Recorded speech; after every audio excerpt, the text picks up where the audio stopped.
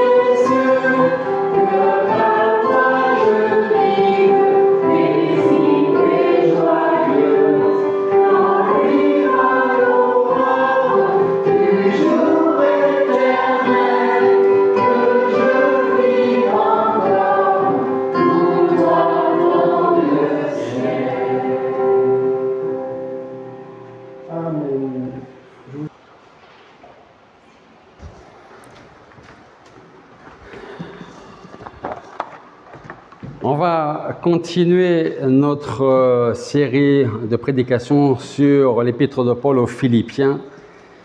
Et je vous invite à ouvrir vos Bibles en Philippiens. On est toujours au chapitre 1.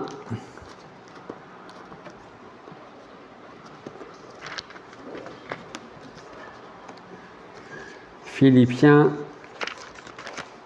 chapitre 1. Et nous allons apporter une suite au dernier message qui avait pour titre « Des encouragements dans l'épreuve ». Ça, c'était la prédication d'il y a 15 jours, « Des encouragements dans l'épreuve ». Alors là, nous allons lire Philippiens chapitre 1, verset 19 jusqu'au verset 26. Philippiens chapitre 1, verset 19. Car je sais que cela tournera à mon salut grâce à vos prières et à l'assistance de l'Esprit de Jésus-Christ. Selon mon ardent désir et mon espérance, je n'aurai honte de rien. Mais maintenant, comme toujours, Christ sera exalté dans mon corps avec une pleine assurance, soit par ma vie, soit par ma mort. Car pour moi, Christ est ma vie et la mort m'est un gain.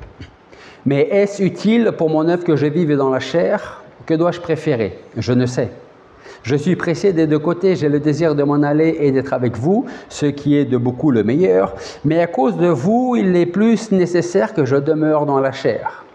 J'en suis persuadé, je le sais, je resterai et je séjournerai auprès de vous tous, pour votre progrès et pour votre joie dans la foi.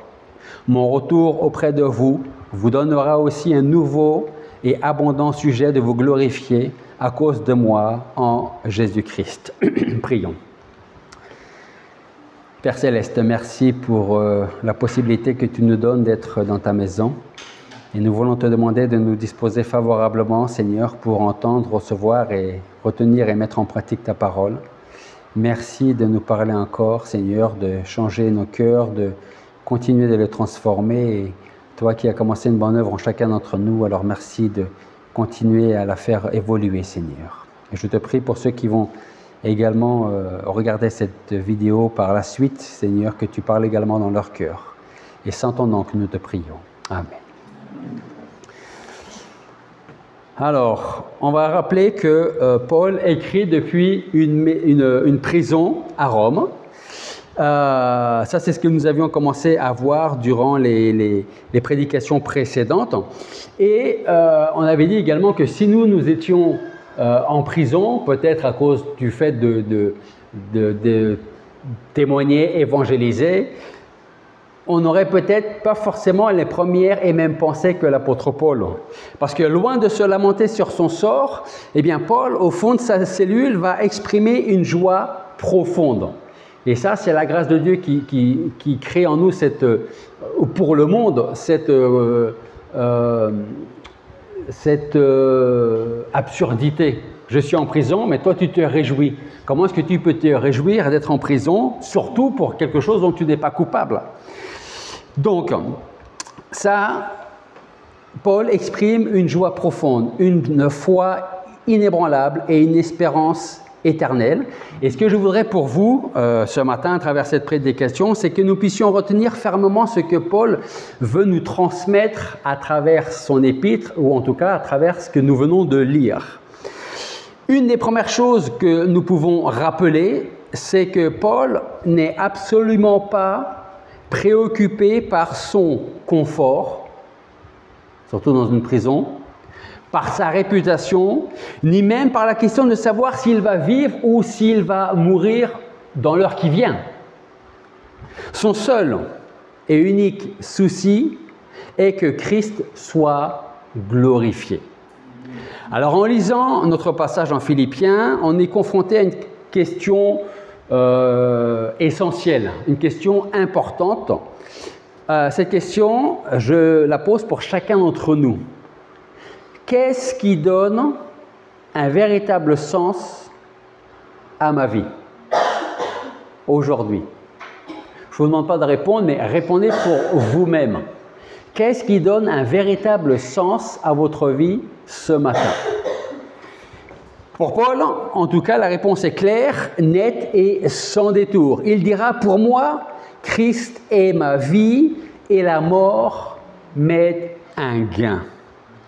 Alors cette déclaration de Paul mérite toute notre attention parce que nous allons pouvoir relever, comme dirait mon ami Marc, 3 points ou 3 grandes vérités en tout cas.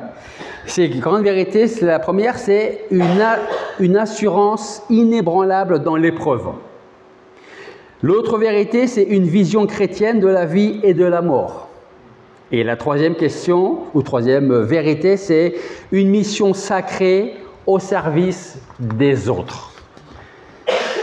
Alors on va pouvoir notre premier point, notre première vérité, une assurance inébranlable dans l'épreuve. On va revenir dans les versets 19 et 20 de notre passage. Et il dit, verset 19, « Car je sais que cela tournera à mon salut grâce à vos prières et à l'assistance de l'Esprit de Jésus-Christ. Selon mon ardent désir et mon espérance, je n'aurai honte de rien. Mais maintenant, comme toujours, Christ sera exalté dans mon corps avec une pleine assurance, soit par ma vie, soit par ma mort. » Paul commence ce passage avec aucune hésitation. Au contraire, on retrouve ici une ferme assurance. La ferme assurance de Paul, c'est qu'il va dire « car je sais ». Il ne va pas dire « j'espère que » ou « il se pourrait que ». Non, il sait. Paul n'a aucun doute, aucune inquiétude. Il sait, il a cette ferme assurance.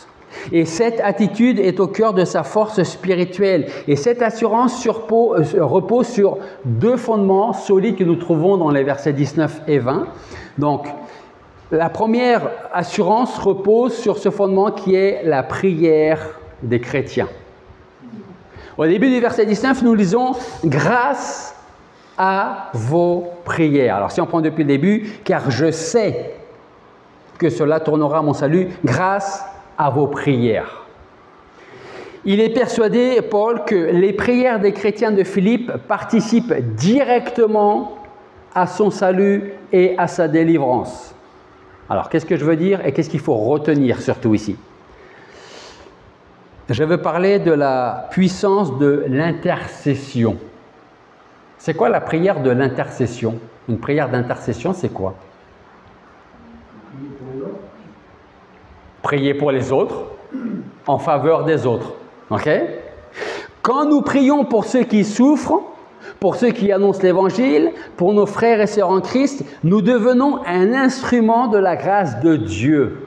Et on disait dans l'étude ce matin, ceux qui, par exemple, ne veulent pas venir à l'église, par exemple, alors je ne dis pas ça pour ceux qui ne sont pas là, parce qu'il fait trop chaud, donc je reste à la maison, parce que moi, j'ai la clim.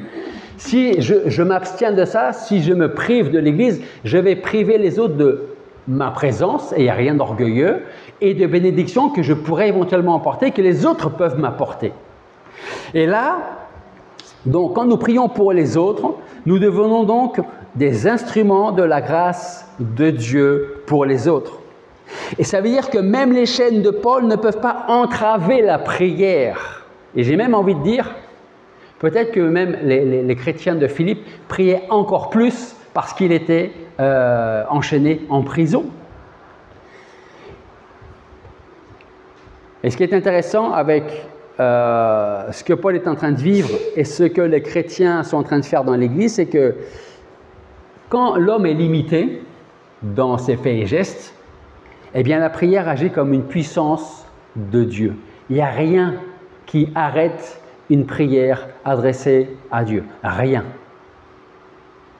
Et bien sûr, nous retrouvons l'autre fondement solide, c'est l'assistance de l'Esprit de Jésus-Christ. Donc c'est le verset 19. « Je sais que cela tournera à mon salut grâce à vos prières et à l'assistance de l'Esprit de Jésus-Christ. » Donc l'autre source de son assurance à l'apôtre Paul, c'est le Saint-Esprit. Le Saint-Esprit était son consolateur, son conseiller, sa force dans l'épreuve.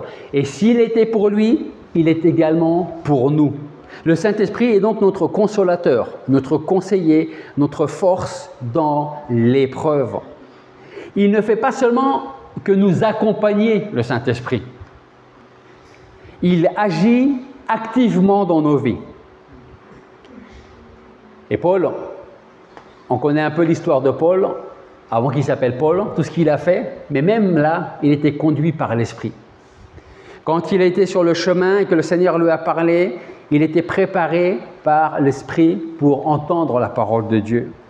Et Paul a donc expérimenté cette assistance dans les tempêtes, les tribunaux, dans les coups, dans l'opposition. Christ, où l'Esprit de Christ lui donnait courage, sagesse, force, paix, persévérance et discernement. On n'a peut-être pas fait autant d'études que l'apôtre Paul, mais on peut bénéficier de tout ce qu'il a reçu lui aussi. Alors quand on pense à nouveau à ce que Paul a connu en prison et quelle allait être sa fin, il n'est pas étonnant que pour lui, la mort n'avait rien de redoutable. Pour lui, la mort signifiait « je vais m'en aller pour être avec le Seigneur ». Alors, petite question, qu'en est-il de nous aujourd'hui ? Que faisons-nous des épreuves, des chagrins, des souffrances que nous pouvons rencontrer durant notre vie ici-bas, voire dans notre ministère, dans notre travail, avec et pour le Seigneur également ? Bien souvent, vous savez, nous pouvons ressembler à l'apôtre Paul, que ce soit par son emprisonnement ou par ses adversaires. Mais combien peuvent se réjouir des épreuves ?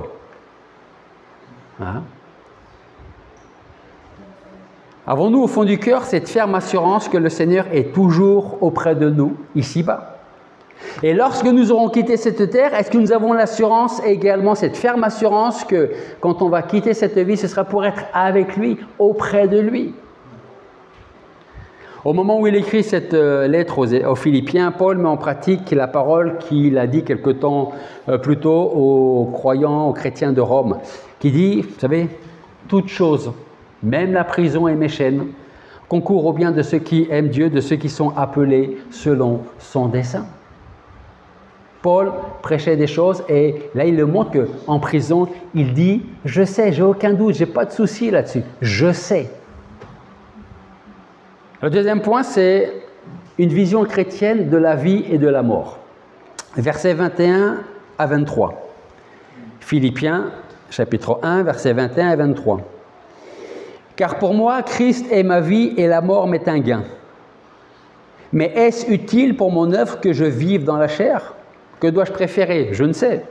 Je suis pressé des deux côtés. J'ai le désir de m'en aller et d'être avec Christ, ce qui est de beaucoup le meilleur. » Dans le verset 21, ou le verset 21 est sans doute un des versets les plus forts, les plus emblématiques, les plus importants du Nouveau Testament.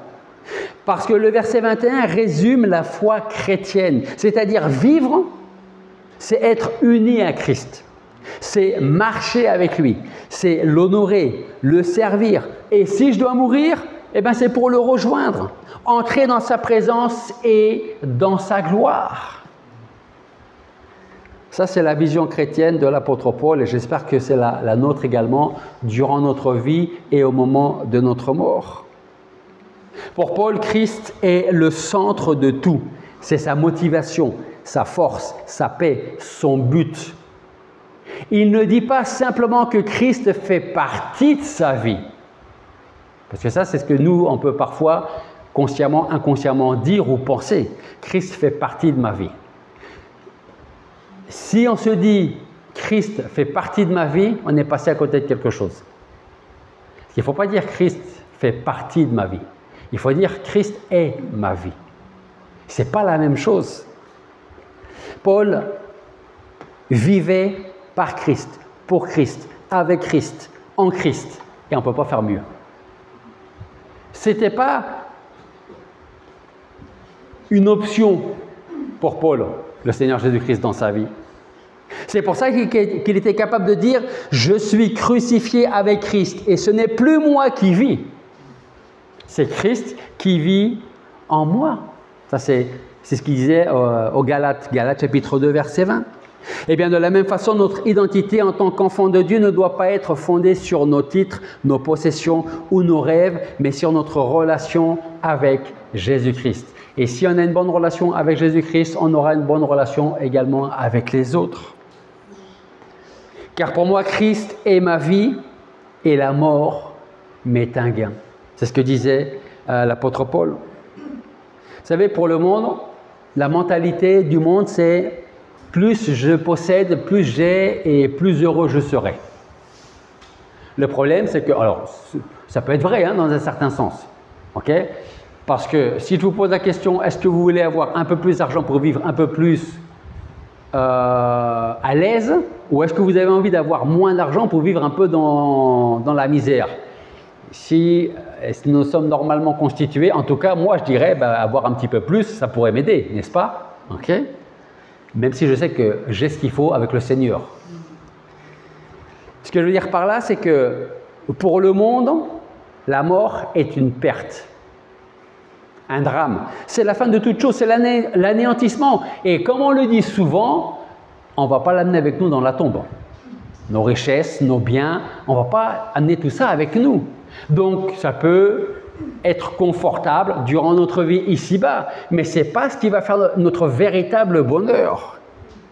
Pour le chrétien, la mort, même si effectivement nous aussi on n'amènera pas tout avec nous dans la tombe, par contre, pour nous la mort est un passage glorieux, c'est une délivrance, c'est un gain éternel. C'est pour ça que Paul il dit, pour moi Christ est ma vie tant que je suis vivant. Et en plus, et la mort pour moi c'est un gain, ce n'est pas une perte. Je vais laisser mes biens matériels, mais je vais gagner tellement plus, recevoir, c'est plutôt le bon terme, recevoir tellement plus. Alors on peut se poser la question, pourquoi un gain? Pourquoi est-ce un gain, la mort? Eh bien, peut-être déjà parce que la mort nous délivre de la souffrance terrestre.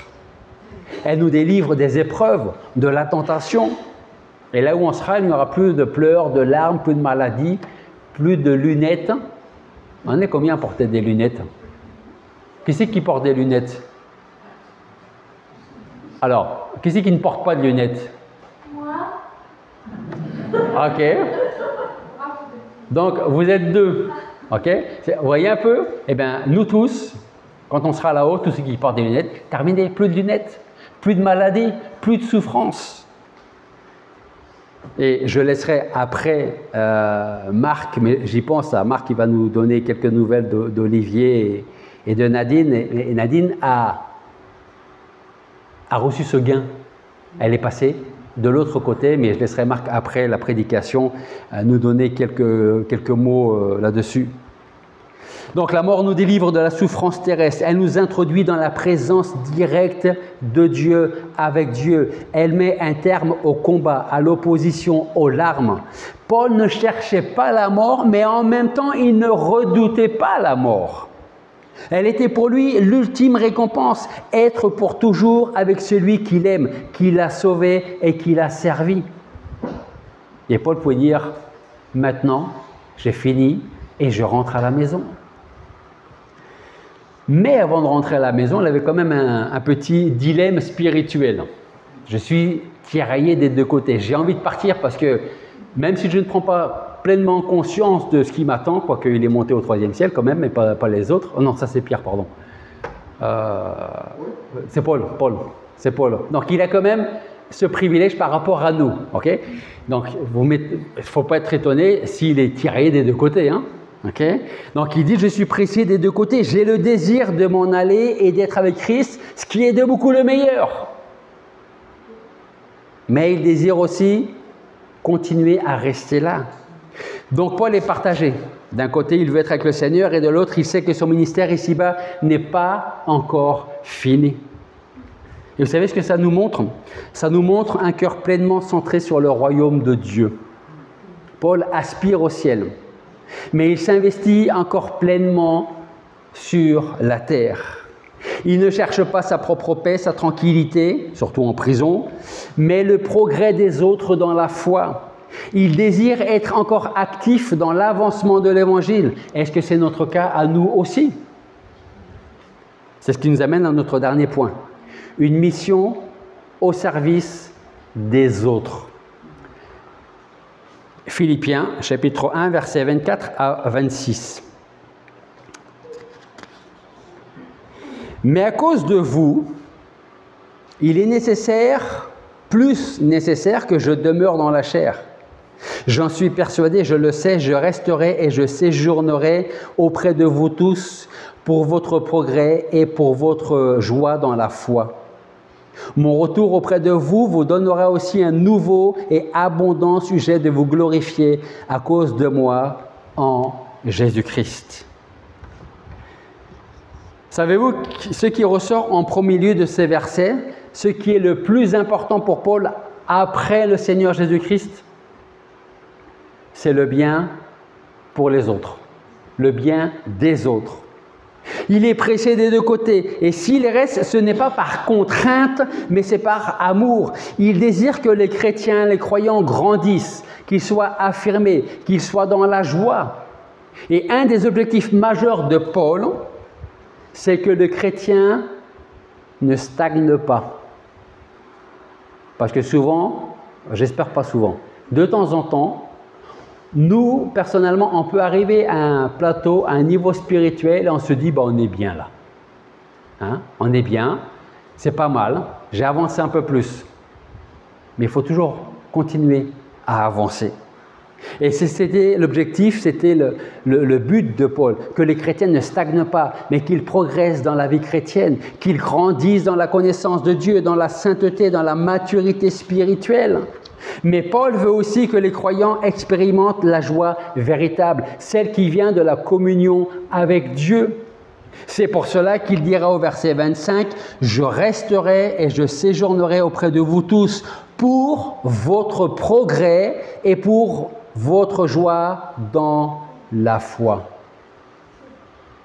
Et là, ce que fait ressortir Paul, il fait ressortir que cette joie dont il parle ne dépend pas des circonstances, mais d'une relation vivante avec le Seigneur Jésus-Christ. Alors pour conclure, posons-nous à nouveau les bonnes questions. Qu'est-ce qui me donne, ou qu'est-ce qui donne un véritable sens à ma vie? Si c'est votre conjoint, vos enfants, vos parents, on est à côté de la réalité. quelle est, l'autre question, la source de ma vie? Et l'autre question, c'est, est-ce que je peux dire avec vérité, pour moi, Christ est ma vie? Vivre, c'est Christ. Ou est-ce que je vis pour autre chose? Ou est-ce que je vis pour quelqu'un d'autre? Si Christ n'a pas la première place, on est passé à côté du principal. Si Christ n'est qu'un plus dans ma vie, alors pour moi la mort sera une perte. Parce que si Christ est ma vie, on sera également pressé des deux côtés. J'ai envie d'être avec lui, mais je crois que mon travail n'est pas encore fini, donc je veux encore rester ici. Pourquoi? Pour être une bénédiction pour les autres, pour que les autres grandissent, pour qu'ils apprennent. Si Christ est ma vie, alors pour moi la mort sera un passage glorieux vers ce qu'il a préparé pour moi. Je m'en vais et je vais te préparer une place. Et quand elle sera prête, je viendrai te chercher. Le chrétien ne part jamais trop tôt, ne part jamais trop tard. Même si on a l'impression qu'un chrétien qui meurt à 18 ans, à 15 ans, c'est trop tôt. Humainement parlant, c'est trop tôt, surtout pour les parents. Mais c'est parce que sa place était prête. Et le Seigneur a dit, ta place est prête et je viens te chercher. Ce qui a été le cas pour Nadine. C'est prêt, on rentre à la maison. Le chrétien peut affronter la mort sans peur, avec espérance, parce qu'il sait en qui il a cru. Et Paul disait, pour conclure un dernier verset, en 2 Corinthiens 5, 1, il dit « Nous savons en effet que si notre demeure terrestre, qui n'est qu'une tente, est détruite, nous avons dans le ciel un édifice qui est l'ouvrage de Dieu, une demeure éternelle qui n'a pas été faite par la main des hommes. » Alors à notre tour, continuons d'être des instruments entre les mains de Dieu, afin que Dieu soit glorifié par Jésus-Christ. Soyons des ouvriers qui n'ont pas à rougir de leur travail pour le Seigneur. Et soyons de ces chrétiens qui voient le verre à moitié plein, pas le verre à moitié vide. Prions. Père Céleste, nous voulons te remercier parce que tu nous montres à travers l'exemple de Paul, des Philippiens, que même en prison, nous pouvons connaître cette joie de ton salut, la joie de te connaître, la joie d'être connu de toi, la joie de t'appartenir, la joie de savoir que si demain nous devons quitter cette vie, ce sera pour être avec toi. Alors Seigneur, je voudrais vraiment te remercier pour ce don du salut. Merci pour ta vie, pour ta mort et pour ta résurrection. Aide-nous à vivre pour toi, avec toi, à marcher pour toi, avec toi, à tes côtés, jusqu'à ce que tu reviennes nous chercher, pour que nous puissions rentrer ensemble par la suite à la maison. Merci de parler dans les cœurs ce matin, de parler dans les cœurs de ceux qui vont écouter à nouveau cette prédication. Et merci de continuer ton œuvre en chacun d'entre nous. Et c'est en ton nom que nous te prions. Amen. Amen. C'est la place à... J'ai chaud, je suis un peu fatigué. À Thierry.